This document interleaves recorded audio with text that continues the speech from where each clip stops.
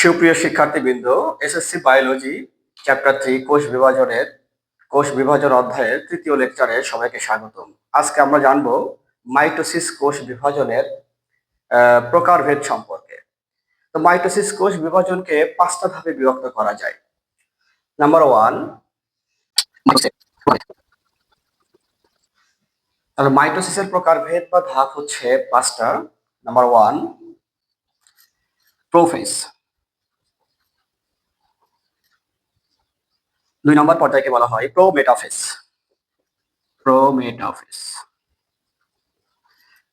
3 নম্বর পর্যায় মেটাফেজ। 4 নম্বর পর্যায়কে বলতেছি আমরা অ্যানাফেজ। এবং 5 নম্বর পর্যায় টেলোফেজ। তাহলে মাইটোসিসের মোট ধাপ হচ্ছে 5টা।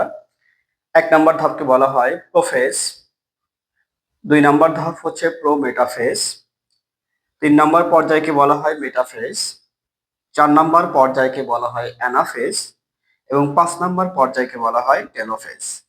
এই প্রত্যেকটা পর্যায়ে আবার কিন্তু একটা বাংলা অর্থ বহন করে। যেমন আমি যদি বলি যে প্রো কথার অর্থ কি, প্রো কথার অর্থ হচ্ছে আদি। প্রো কথার অর্থ কি? আদি। আর ফেজ কথার অর্থ হচ্ছে পর্যায় অথবা ধাপ।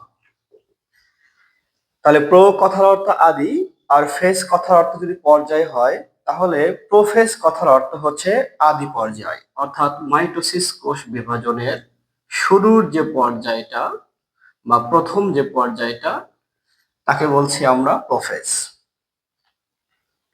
অনুরূপভাবে টেলো কথার অর্থ হচ্ছে শেষ বা প্রান্ত, আর ফেজ কথার অর্থ হচ্ছে পর্যায়। তাহলে টেলোফেজ কথার অর্থ যদি হয় প্রান্ত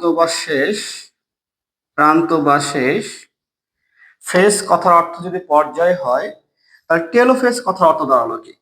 টেলোফেজ কথার অর্থ দাঁড়ালো হচ্ছে শেষ পর্যায়, অর্থাৎ মাইটোসিস কোষ বিভাজনের একদম শেষের পর্যায়কে বলতেছি আমরা টেলোফেজ। এবার আসি মেটাফেজ সম্পর্কে। মেটা শব্দের অর্থ হচ্ছে মাঝ বরাবর বা মাঝখান বা মধ্য।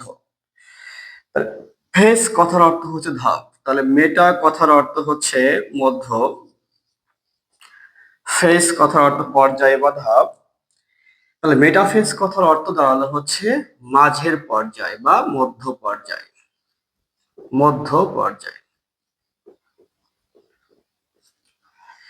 তাহলে মেটাফেজ কথার অর্থ হলো মধ্য পর্যায়। এবার আসি, মেটাফেজ কথার অর্থ যদি মধ্য পর্যায় হয় আর প্রো কথার অর্থ হচ্ছে আদি, তাহলে প্রো মেটাফেজ শব্দের অর্থ কি দাঁড়ালো? আদি মধ্য পর্যায়। আদি মধ্য পর্যায়। আদি মধ্য পর্যায়। এবার আসি আমরা অ্যানাফেজ ধাপ।